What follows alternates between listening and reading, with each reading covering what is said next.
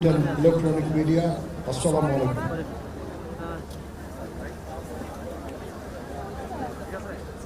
সর্বপ্রথম আমি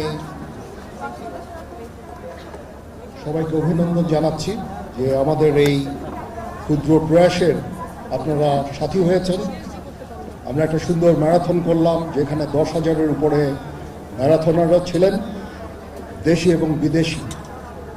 এখানে উদ্দেশ্য জয় পরাজয় নয়, উদ্দেশ্যটা ছিল যে দেশ এবং জাতিকে এই ফিজিক্যাল অ্যাক্টিভিটিসের মধ্যে অন্তর্ভুক্ত করা। আমরা আজকে যেই সাড়া আমরা পেয়েছি, আমরা অভিভূত এবং ইনশাআল্লাহ পরবর্তীতেও আমরা এ ধরনের ম্যারাথন সংগঠিত করব। নেক্সট ইন্টারন্যাশনাল ম্যারাথন হবে 31শে জানুয়ারি 2026-এ ইনশাআল্লাহ। তাছাড়াও আমরা এ ধরনের ম্যারাথন বিভিন্ন বড় বড় শহর এবং জেলা শহরে আমরা করব। সেখানে আমরা লোকালদের সাথে নিয়ে আমরা এই ম্যারাথন করব এবং আমি নিশ্চিত যে আমরা যদি একটা সুস্থ সবল জাতি পাই, এটা দেশ এবং জাতির জন্য একটা বড় কাজে দিবে এবং আমরা একটা সুস্থ একটা নেশন আমরা দেখতে চাই।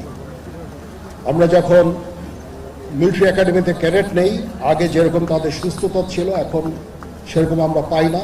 এটা একটা বিরাট কারণ হচ্ছে যে আজকালকার ইয়াং জেনারেশন হয়তো ফিজিক্যাল অ্যাক্টিভিটিসে এত জড়িত না, কারণ আমাদের মাঠের সংখ্যাও কমে গেছে।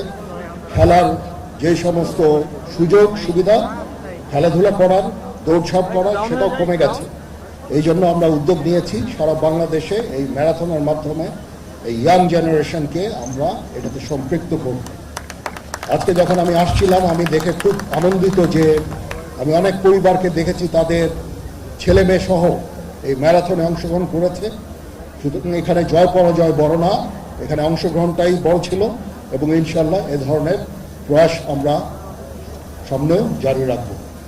যারা আজকে পুরস্কার পেলেন তাদেরকে অভিনন্দন, যারা পুরস্কার পেলেন না তাদেরকে অভিনন্দন আপনাদের এই পার্টিসিপেশনের জন্য।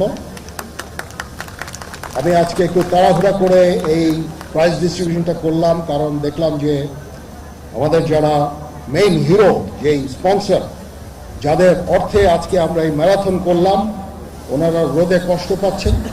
আমি ওনাদের কষ্ট দিতে চাইনি, পরে দেখা যাবে যে ওনারা পয়সা বন্ধ করে দিয়েছেন আর এ ধরনের ম্যারাথন করা সম্ভব হবে না। তো সেই ভয়ে আমি খুব তাড়াতাড়ি এই অনুষ্ঠানটা শেষ করলাম। আমি জানি রোদে আপনারা অনেক কষ্ট পাচ্ছেন, কিছুই করার ছিল না, কারণ এই ম্যারাথন শেষ হতে হতে প্রায় 11টা বেজে গিয়েছিল, 10:30, 11টা। 42 কিলোমিটারের যারা তারা এখনও মনে হয় আসছেন।